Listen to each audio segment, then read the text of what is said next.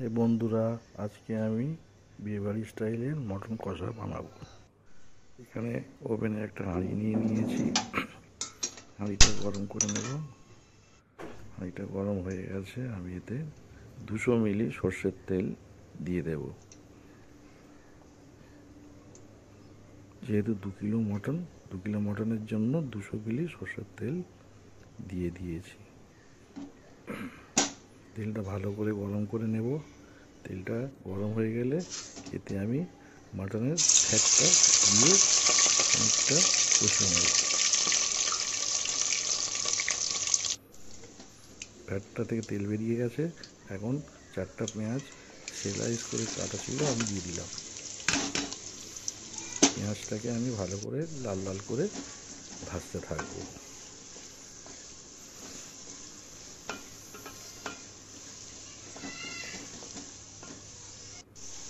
পেঁয়াজটা ভাজা হয়ে এসছে, আমি এতে 2টো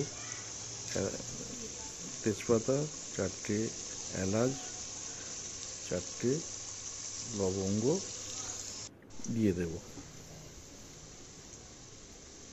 এখন আমি এখানে 3 টেবিল স্পুন আদা রসুনের পেস্ট দিয়ে দেব।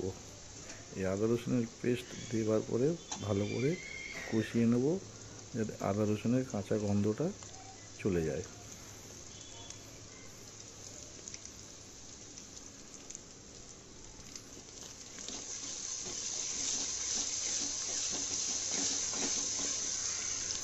আদা রসুনের কাঁচা গন্ধটা চলে গিয়েছে। এখন আমি এখানে 2 কিলো মাটন দিয়ে দেব।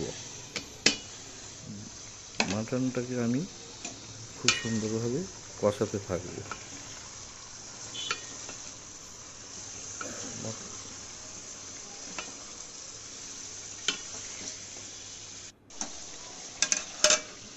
এখন আমি ঢাকা দিয়ে বেশ কিছুক্ষণ জাল করে নেব। এখন আমি এখানে 1/2 টেবিল স্পুন হলুদ গুঁড়ো, 1 table spoon Kashmiri chilli powder আর স্বাদ মতো লবণ দিয়ে দেব। দিয়ে এখন আমি বেশ কিছুক্ষণ আবারও কষাতে থাকব।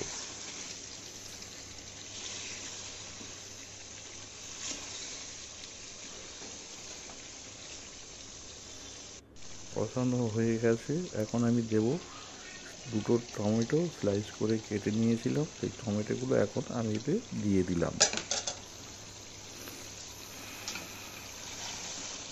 টমেটোটাকে ভালো করে আমি কষাতে থাকবো। টমেটোটা গলে গিয়ে কাঁচা গন্ধ চলে গেছে। এখন আমি এতে গরম জল দিয়ে বেশ কিছুক্ষণ ফোটাতে থাকবো।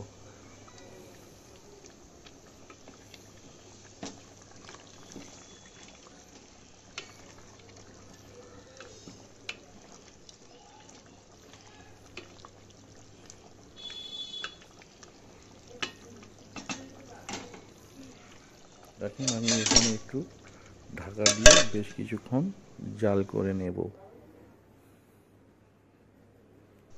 এখন ঢাকাটা খুলে আবারও খানিকটা কষিয়ে নেব।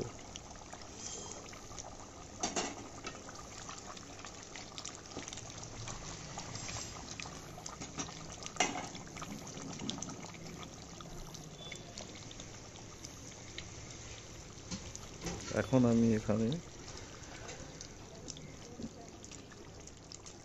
3 টেবিল স্পুন ফ্যাটানো টক দই দিয়ে দেবো। টক দইটা দেওয়ার আগে অবশ্যই আপনারা গ্যাসের ওভেনটাকে লো করে দেবেন, নাহলে টক দইটা ফেটে যাবে।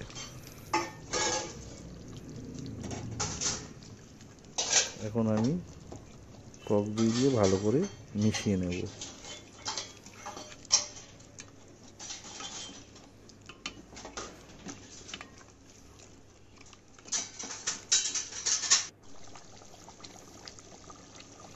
এখন আমি এখানে 2 টেবিল স্পুন কাঁচা লঙ্কা বাটা দিয়ে দেবো, এটা ঝালের জন্য।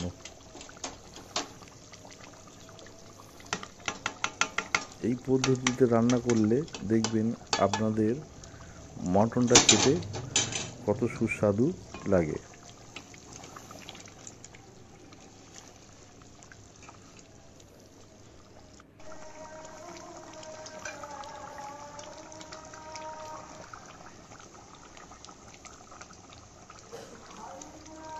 এখন আমি এখানে দিয়ে দেবো গরম মশলা।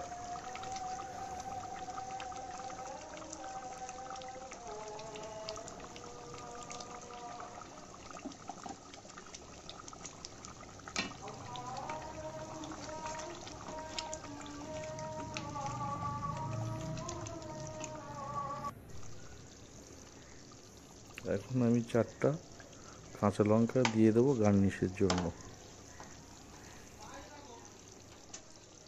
আর কিছু ধনেপাতা কুচি দিয়ে দেব। ধনেপাতা কুচি দিয়ে আমি আমার রান্নাটাকে শেষ পর্যায়ে কমপ্লিটের পথে নিয়ে চলে এসেছি।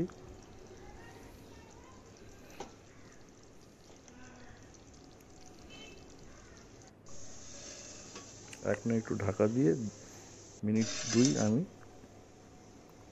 রেখে দেবো।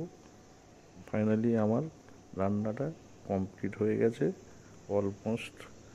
আপনারা দেখতে থাকুন রান্নার লুকটা কেমন এসছে। কি বিয়েবাড়ির মতো হয়েছে তো? যদি হয়ে থাকে আমার চ্যানেলটা সাবস্ক্রাইব করে আমাকে একটা